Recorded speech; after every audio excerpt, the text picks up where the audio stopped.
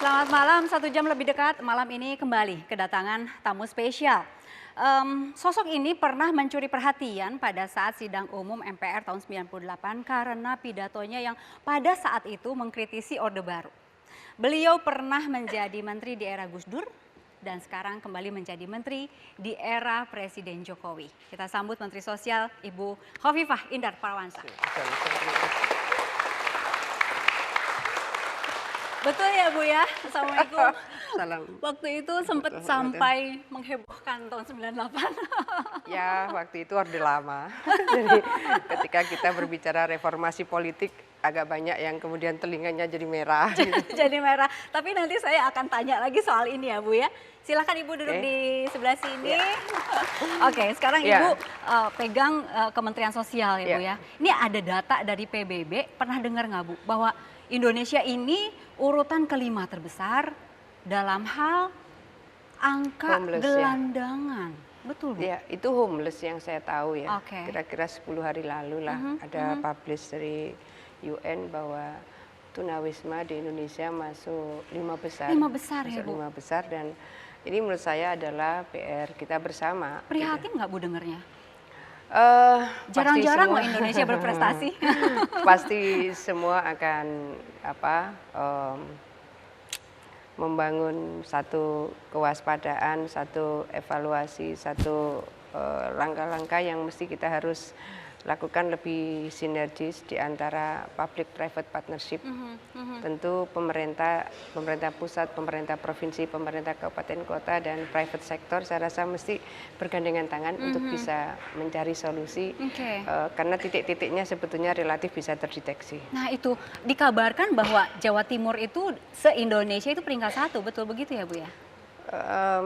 Sempat terpublish seperti itu ya bulan Maret kemarin. Jadi ada persoalan-persoalan yang kalau saya mau kembali ya di nawacitanya pemerintahan Pak Jokowi JK itu ada 9 agenda prioritas. Kalau butir ke-8 itu revolusi karakter dan butir ke-9 restorasi sosial. Saya ingin mencoba mengawinkan antara revolusi karakter dengan restorasi sosial. Pada posisi di mana sesungguhnya kita punya wilayah ini sangat luas. Kalaupun itu bisa kita lakukan proses untuk saling berbagi gitu. Yang satu berbagi dengan yang lain kok saya rasa mestinya kita bisa mengatasi. Sudah mulai ya Bu ya? Saya sedang mengerucutkan bagaimana sebetulnya kristalisasi dari revolusi karakter dan restorasi sosial ala Kemsos. Butuh berapa lama itu Bu kira-kira untuk menggodok ini? Kalau sehari berbagi satu, kita punya semacam nomenklatur yang saya harapkan itu bisa tersosialisasikan. Sebar SOS, sehari berbagi 1 orang 1. Kalau bisa dilakukan sehari berbagi 1 orang 1, maka banyak orang yang punya sangat banyak rumah, yang itu kalau misalnya kemudian berbagi kepada saudara-saudara kita yang masih pada posisi homeless. Kalau sudah itu berjalan di Indonesia, di tanah air begitu ya, SOS sebar? Sebar SOS, sehari Sebar berbagi SOS. 1 orang 1. Sehari berbagi 1 orang 1, mudah-mudahan segera bisa terlaksana. Baik, ini walaupun Ibu Khofifah ini terkenal seluruh tanah air. Tapi saya ingin memperlihatkan lagi perjalanan Ibu Khofifah dari sejak awal ya. DVD yang sudah disiapkan di tim kami berikut ini.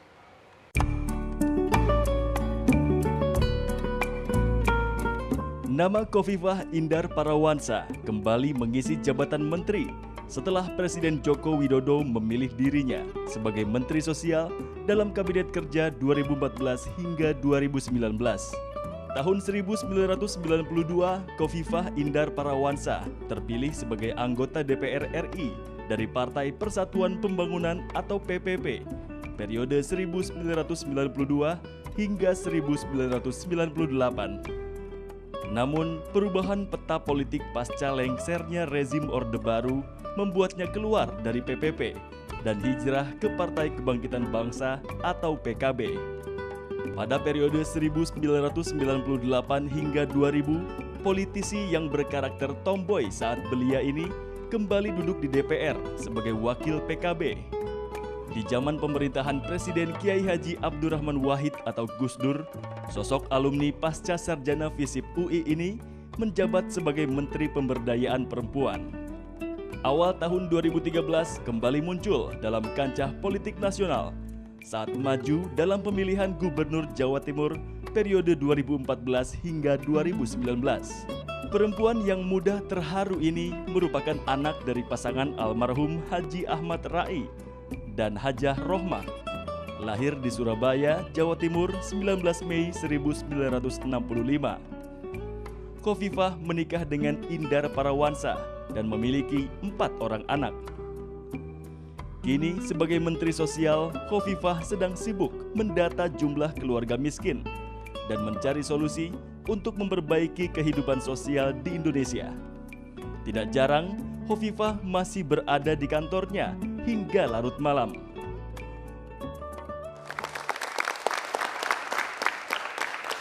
Oke Ibu, ini ada beberapa artikel yang akan dikonfirmasi ke Ibu. Kita lihat dulu yang pertama. Ini, harga BBM naik, jumlah penduduk miskin bakal meningkat. Nah ini kaitannya dengan Kemensos dong ya, Ibu. Kementerian sudah siap berarti dengan urusan dampak jumlah penduduk miskin ini yang bakal meningkat. Ya, jadi begini, kalau BBM itu naik 500.000 per liter, maka akan ada korelasi terhadap kemungkinan kenaikan kemiskinan. Tapi kemudian kita menghitung bahwa ternyata penambahan dari kebutuhan pengeluaran per bulan itu bisa di-cover oleh program perlindungan sosial yang disiapkan oleh pemerintah. Jadi mulai 1 April ini ada 600.000 setiap pemegang kartu perlindungan sosial atau kartu keluarga sejahtera, mereka boleh mencairkan di PT Pos. Mulai 1 April mereka akan dapat 600.000. Tapi setiap bulan ini kan akan ada naik turun harga BBM itu kan akan terus menyesuaikan setiap bulan. Artinya apa? Apa setiap bulan juga selalu ada tambahan? Enggak, jadi sebetulnya sekarang sudah mulai ada program intervensi penanganan kemiskinan yang lebih terintegrasi. Jadi ada kartu keluarga sejahtera. Nah, KKS itu ini akan menjadi penanda kalau dia petani, maka dia bisa dipakai untuk membeli pupuk bersubsidi di lini keempat. Kalau dia nelayan dan dia punya KKS, maka dia bisa dipakai untuk membeli solar bersubsidi. Kalau dia misalnya punya rumah dan kebetulan belum bersertifikat, maka dia bisa dipakai penanda untuk mendapatkan sertifikat gratis. Kalau dia misalnya membutuhkan gas, maka dia bisa dipakai penanda untuk membeli gas LPG 3 kg. Jadi sebetulnya intervensi program dari benefit yang dimunculkan dari kartu keluarga sejahtera itu sudah cukup banyak. Dan distribusi kartu sudah semua masyarakat yang tadi sebutkan, ada nelayan, ada untuk petani, 15,5 juta sudah. Semua. 15,5 juta itu sudah. Kita sekarang punya buffer 500.000 dan 340.000 lagi untuk penyandang masalah kesejahteraan sosial. Jadi sebenarnya ada buffer 840.000. Kalau kamu di hotel, kamu tidak tahu siapa yang ketuk pintu dari luar, maka sekarang pulang.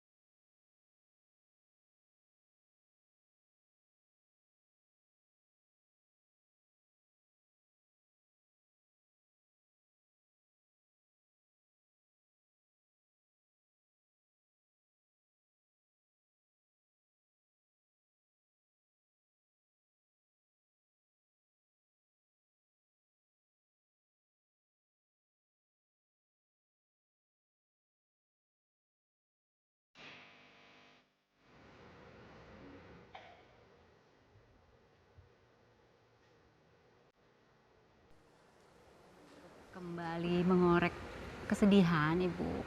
Tetapi kita ingin mengetahui seberapa indah kenangan Ibu dengan Bapak.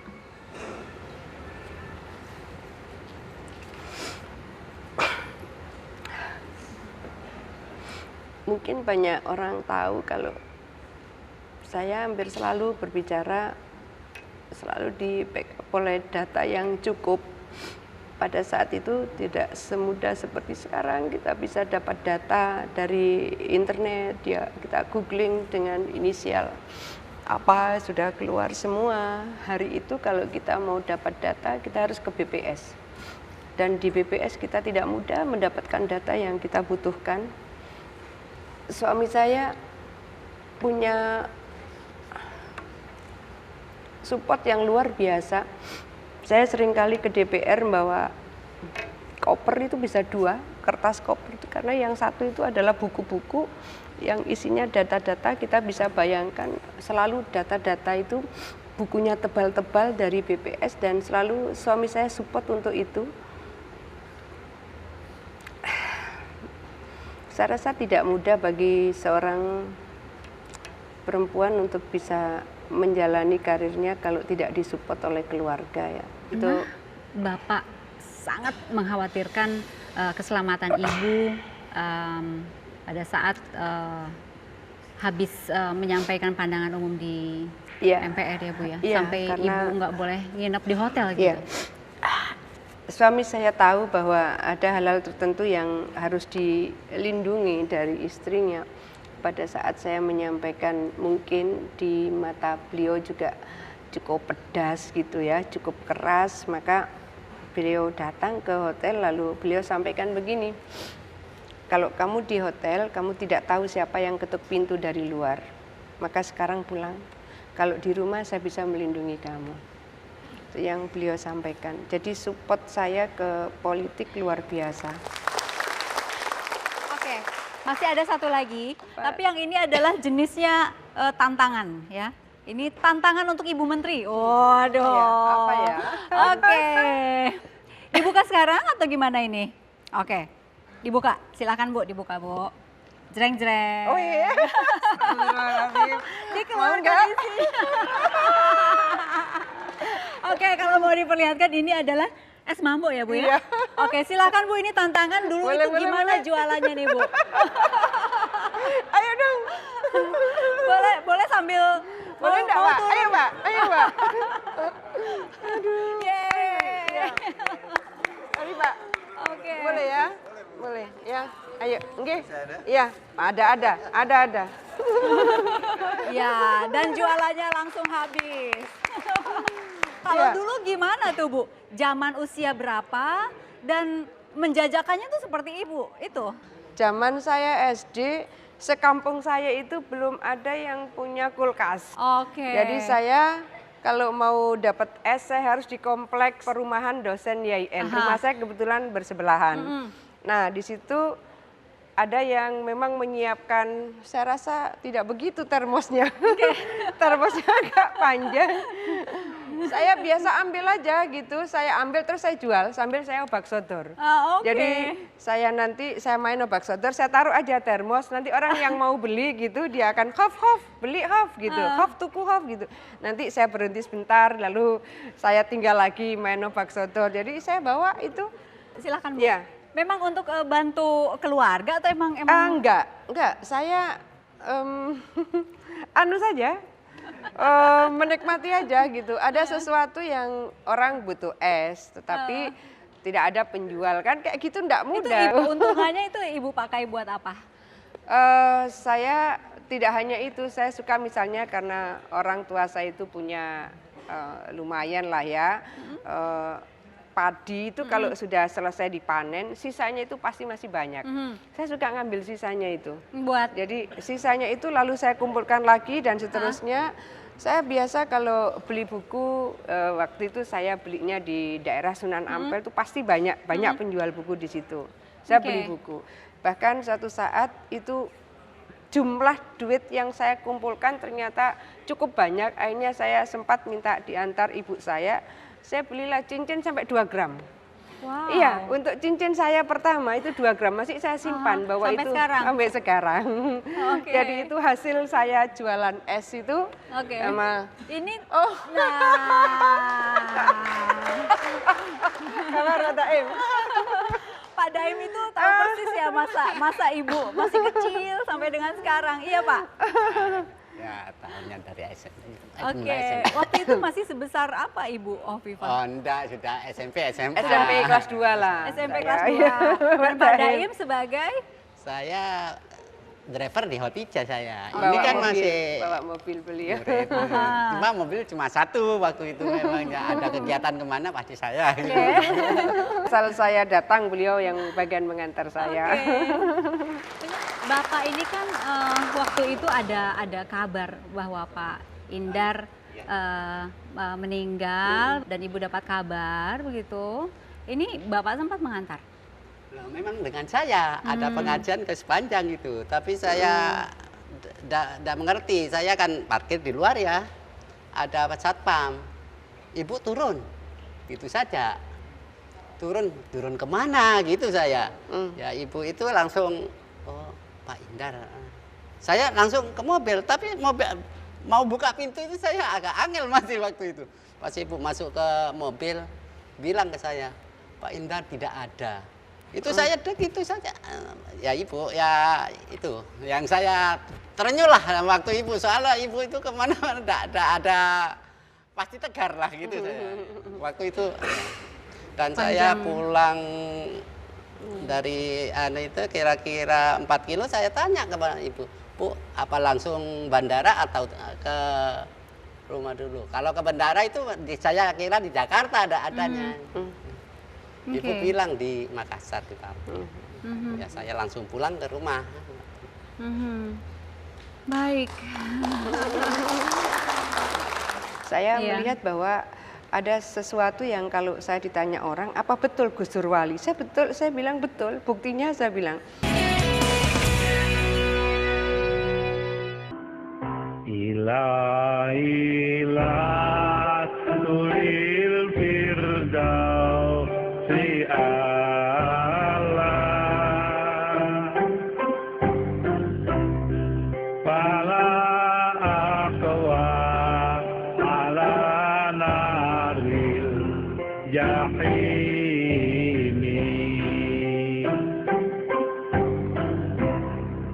fahabli tau batau akhir dunubi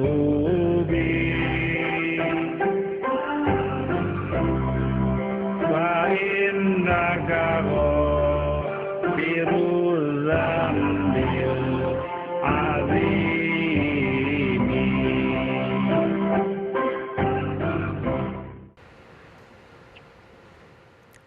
Sosok yang sangat berarti untuk Ibu. Ya.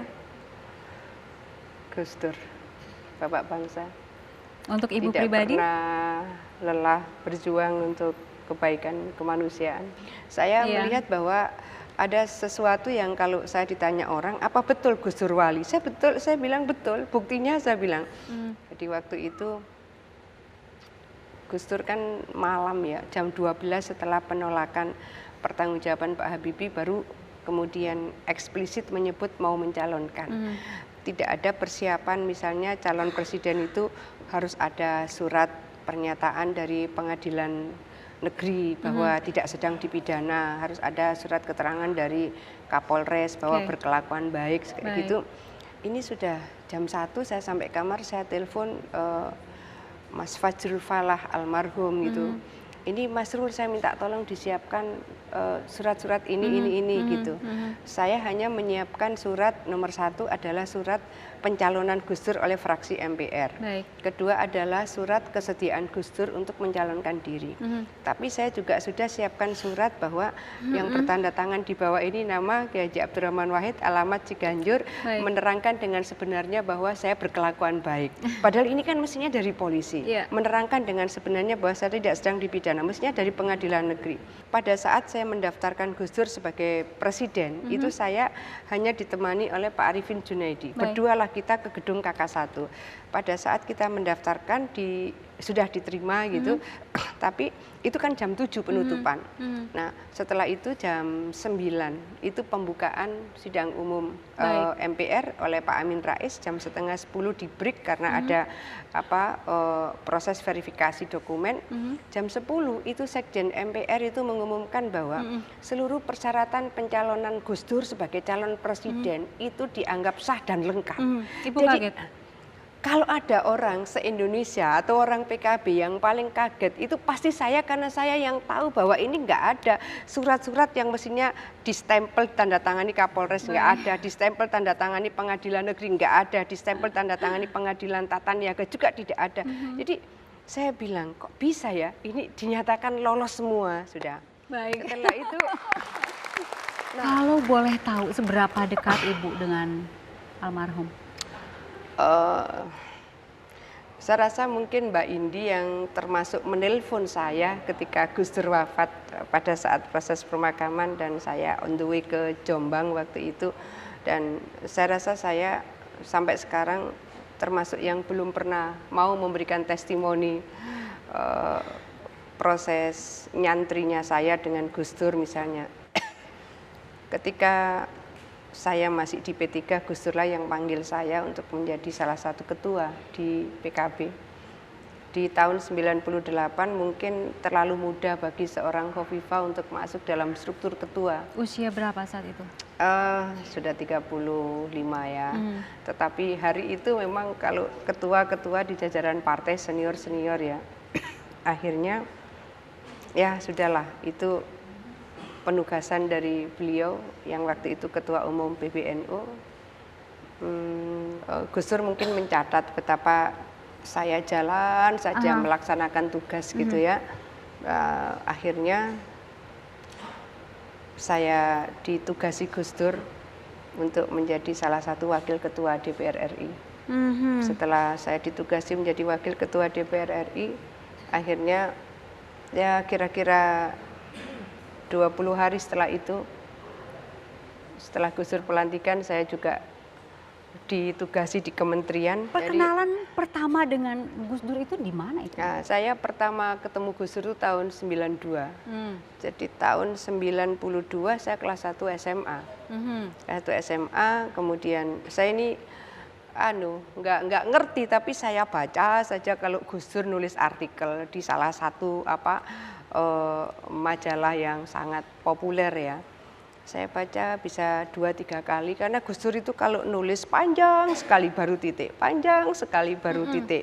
Anak SMA sudah tertarik baca. Jadi saya merasa sepertinya kalau saya membaca artikelnya Gus Dur itu saya membaca sekian banyak buku. Itu aja yang ada dalam perasaan saya. Jadi ngerti nggak ngerti saya baca, nanti saya baca lagi. Tiba-tiba saya sudah mulai mendengar Gus Dur ada seminar gitu. Saya suka mencari waktu di mana ada Gus Dur, saya mau denger gitu. Nah, ketika setelah pertemuan pertamanya itu zamannya masih seminar itu, pertemuan pertamanya Ibu dengan Gus Dur itu? Ya. Jadi sebagai pengunjung datang mengejar pembicaranya. Saya saya duduk, saya dengarkan gitu.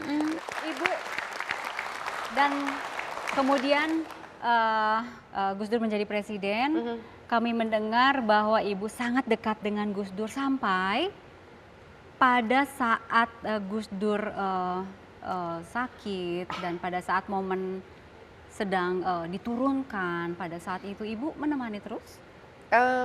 Saya mungkin ya satu-satunya di antara mereka yang jadi anggota kabinet atau mereka yang teridentifikasi orang yang menjadi bagian dari inner circle-nya Gus Dur. Saya rata-rata sebelum subuh sudah sampai istana.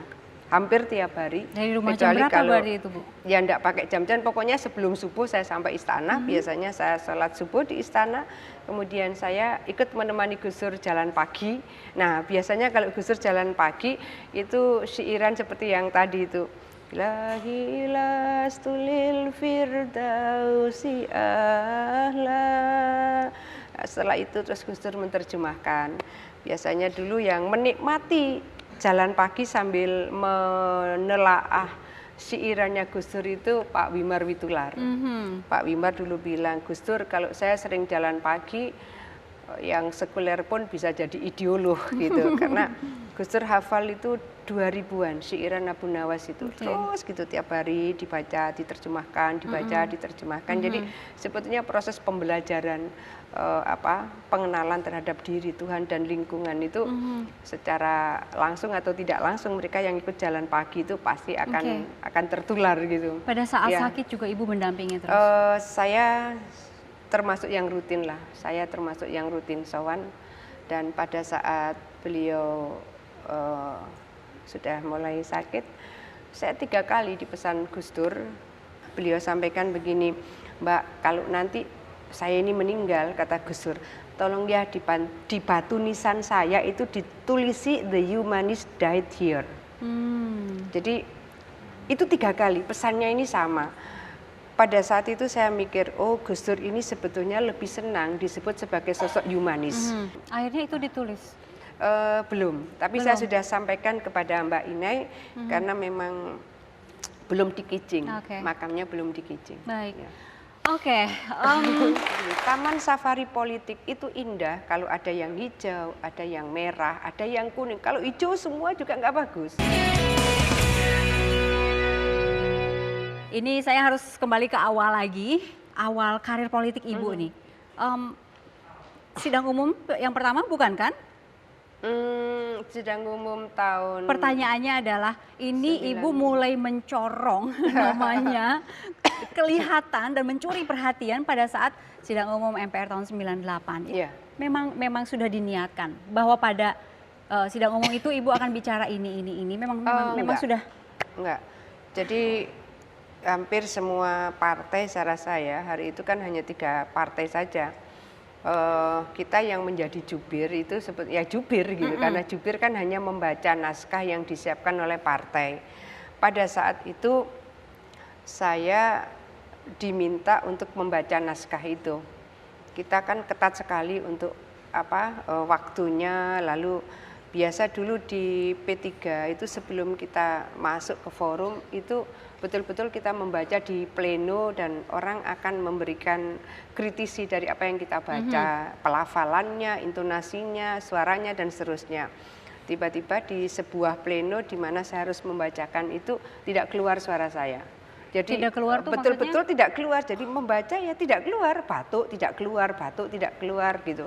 Akhirnya selesai, ada yang menyampaikan di forum, udah ganti aja daripada besok juga suaranya nggak keluar gitu. Tapi yang luar biasa adalah Pak Ismail Hasan Metarium, ketua umum waktu itu, dan Pak Yusuf Sakir ya, itu ketua fraksi MPR, itu manggil saya, Hof, kenapa suaramu nggak keluar? Pak, isinya nggak sesuai dengan hati nurani saya. Kaget beliau. Sudah kalau begitu kamu ganti sesuai dengan hati nuranimu, gitu. Nah akhirnya sudah, sayalah yang semalaman itulah. Saya tulis itu, akhirnya pagi kita baca di pleno, setuju, siang kita bacalah di forum sidang umum. Jadi 90% naskah itu memang saya yang membuat.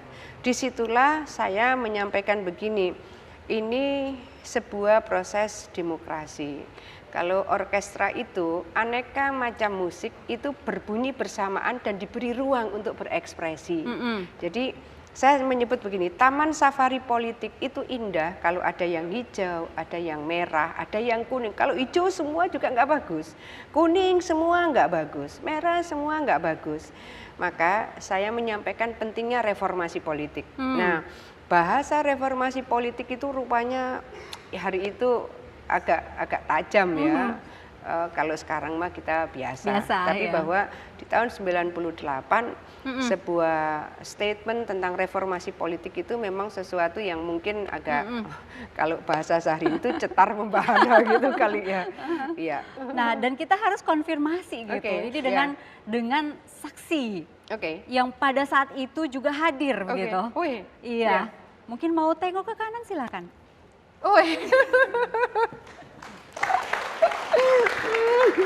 Masya Allah. Boleh diperkenalkan Ibu. Bu Hafifah, silakan diperkenalkan Ibu Mahmudoh. Beliau senior saya, guru saya. Saya sering kali menyampaikan beliau itu jimat banyak orang. Jimat. Beliau putri dari pendiri NU, Bu Mahfudoh. Putrinya Kiai Wahab Hasbullah. Baik, Ya. baik. Ibu menyaksikan pada saat itu, isinya emang tajam ya Bu ya? Iya, kebetulan memang saya saat itu menjadi anggota DPR. Jadi saya di DPR itu pertama 87 sampai 92, setelah itu 97 sampai 99. Apa sih Bu kalimat yang cukup tajam di situ? Yang mengkritisi Orde Baru itu pada Iya. saat itu? Memang pada saat itu sering terjadi humor bahwa saat itu terjadi 4D gitu ya. Duduk, datang, diam dan duit. Tapi ketika setelah Bu Khofifah pidato itu akan dijadikan satu momentum bahwa itu tidak betul. Dan apa yang disampaikan Bu Khofifah itu reformasi politik itu sangat memberikan keberanian dari tiap anggota DPR ketika memang keputusan itu bertentangan dengan. Oke, ini tidak Udah banyak ingat ya? nggak Ibu? Jadi gini, kan saya ini orang Surabaya, besar di Surabaya, lahir di Surabaya, jadi seringkali dikenal bonek. Jadi ketika saya menyampaikan beberapa item itu terus gitu. Iya. Saya itu kok lihat kenapa ya orang ini saya itu dengan saja spontan terima kasih atas hunya itu juga iya. Iya. Jadi orang ternyata dibilang terima kasih atas hunya itu tambah panas gitu lagi ya saya jawab lagi terima kasih atas hunya gitu. Orang bilang mungkin ini anak apa ya yang dimakan. Ini Iya. tidak banyak kan pada saat itu mungkin wanita yang cukup lantang gitu di DPR ya Bu ya? Iya. Salah satu singa Senayan juga nggak waktu itu? Iya, jelas Iya. singa dari P3. Waktu itu ya. Memang sering kali berkata lantang begitu ya Bu ya? Ya, Bu Khofifah itu memang tidak saja di dalam sidang MPR, tapi di dalam pleno fraksi. Memang apa yang dikatakan Bu Khofifah bahwa DPR itu ketika mau menyampaikan pendapatnya itu selalu disampaikan di dalam pimpinan fraksi, maka ditinjau dan dilihat muatan yang disampaikan dan memang ada tim yang membuatkan. Jadi memang apa yang disampaikan Bu Khofifah itu satu gebrakan yang sangat positif. Oke. Ibu, betul nggak Ibu Khofifah ini sempat curhat ke Ibu Mahfudoh bahwa kurang lebih kalimatnya saya tidak tahu, tetapi mungkin pada saat itu Pak Jokowi baru mencalonkan diri menjadi gubernur, tapi kemudian ada semacam curhat lah, jangan disupport begitu atau didukung untuk jadi gubernur karena nanti suatu saat pasti jadi presiden, betul nggak? Ada curhat Ada analisa seperti itu. semacam itu. Masih ingat curhatan ini, Ibu Khofifah? Ya, saya melihat bahwa fenomenal sekali sosok Pak Jokowi. Kalau beliau jadi gubernur, step berikutnya akan jadi presiden. Tapi kenapa ada sampai jangan mendukung menjadi gubernur gitu? Tidak pada posisi itu sebetulnya, Oke. bukan soal Tidak. jangan, tapi bahwa prediksi kalau beliau ini jadi gubernur, beliau step berikutnya akan Ada jadi kesempatan. presiden gitu. Oke. Ini masih banyak cerita sebetulnya dari Ibu Khofifah, tapi kita harus jeda dulu. Oke. Kami kembali saat lagi.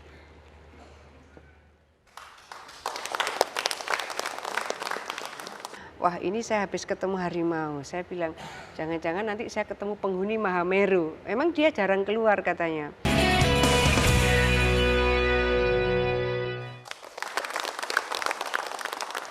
Baik, kita langsung melihat gambar ya.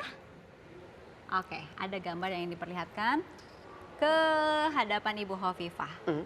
Ini bayi harimau dan induknya. Iya. Ada cerita apa di balik? Kalau yang Gambar saya ini. pernah ketemu lebih serem dari itu. Lebih serem ya? Lebih serem dari itu, ya. Ketemu di mana tuh, Iya, Bu? saya ini tukang naik gunung dari kelas 2 SMP. Makanya sampai sekarang saya jalan relatif cepat gitu. Ketika saya ke Mahameru, saya rasa itu. Ketika saya ke Mahameru, jadi sudah Ranupani, Ranu Gembolo gitu. Saya biasa kan kalau naik gunung suka jadi tim penyapu.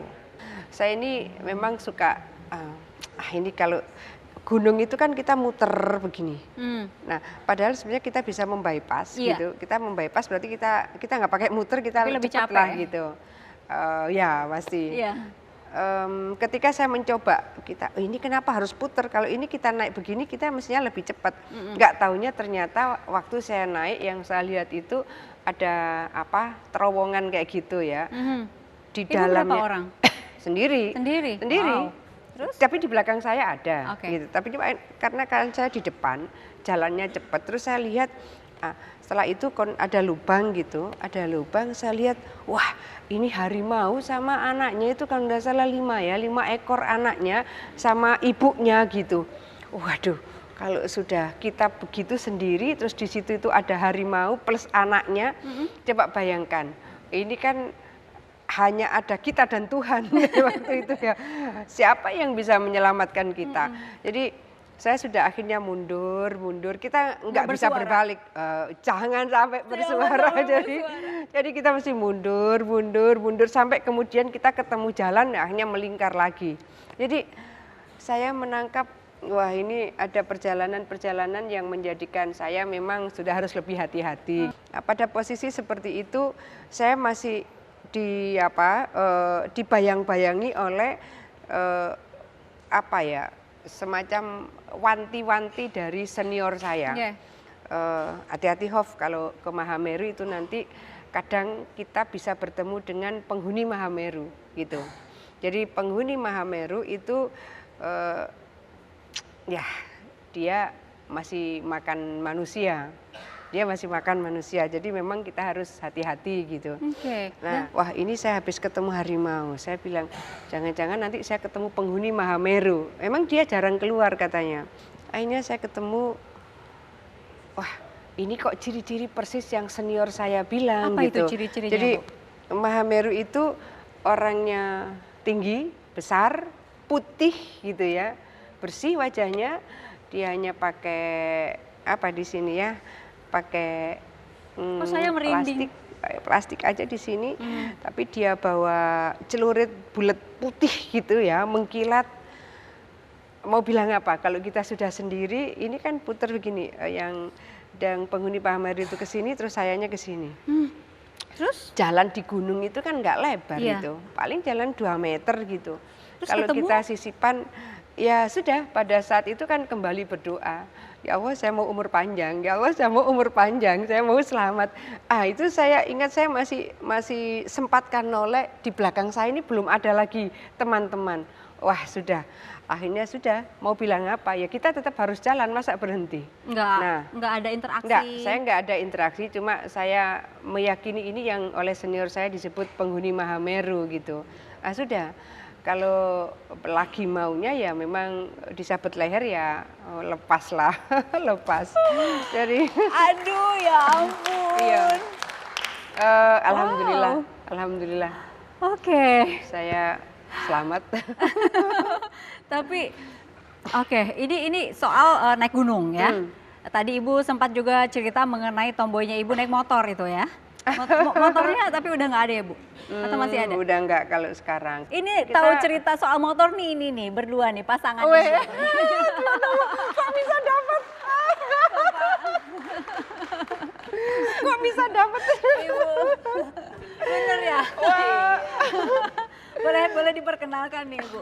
Ya, jadi saya ini dulu ketua Pergerakan Mahasiswa Islam Indonesia. Pertama kali perempuan jadi ketua cabang di Indonesia, itu saya di Surabaya.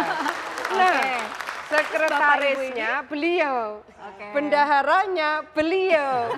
Lah, kalau pacaran pakai motor saya. Jadi, waduh, kok bisa dapat ini? Ya. Ini ada Pak Don, Ibu Hani. Betul Bu? Sepeda motornya itu Suzuki CDI itu. Yang belakangnya ada gininya. Itu pun pakai Ya. las-lasan kanan kiri. Itu kalau pagi digunakan untuk bapaknya Bu Khofifah ini mengirim susu. Jadi punya ternak sapi perah gitu. kalau pagi digunakan untuk itu, setelah itu digunakan untuk organisasi. Ini bertiga ini memang tiga serangkai gitu sahabat Ya, waktu itu. ketua, sekretaris, bendahara. Dan sering apa saja itu selain kegiatan di luar organisasi apa lagi? Ada menarik proses Bu Khofifah ke Jakarta dan tadi menjadi singa P3 tadi ya dari singa Senayan pada saat itu ingat saya. Jadi dulu ada kegiatan nasional yang dilaksanakan di Surabaya di Hotel Berantas. Pada saat itu yang menghadiri tokoh-tokoh nasional seperti Pak Akbar Tanjung, Pak Insinyur Sarwono, Pak Metarium, Buya, kemudian Pak Matori Abdul Jalil dan sebagainya. Pada saat itu diundanglah mahasiswa termasuk PMII yang hadir kami sama Bu Khofifah. Pada saat itulah Bu Khofifah ini banyak menyampaikan pemikiran-pemikiran yang mendasar tentang kebangsaan pada saat itu. Seingat saya Pak Akbar Tanjung, ketika Pak Akbar Tanjung ini banyak menyampaikan Bu Khofifah ini mahasiswa satu ini gitu. Kalau seandainya boleh itu akan saya ambil untuk Golkar. Saya jadikan kader Golkar. Gitu. Saking briliannya pemikiran-pemikiran beliau ini. Nah, oleh karena itu Bu Khofifah langsung ditemui oleh Pak Matori Abdul Jalil seingat saya. Kemudian ditawari untuk ke Jakarta dan menjadi anggota DPR itu. Baik, wow. Jadi cerita ke sahabat juga begitu ya. Ibu, bapak semua yang hadir di sini juga terima kasih. Kami akan kembali ke hadapan Anda dengan tokoh-tokoh yang lain. Sampai jumpa.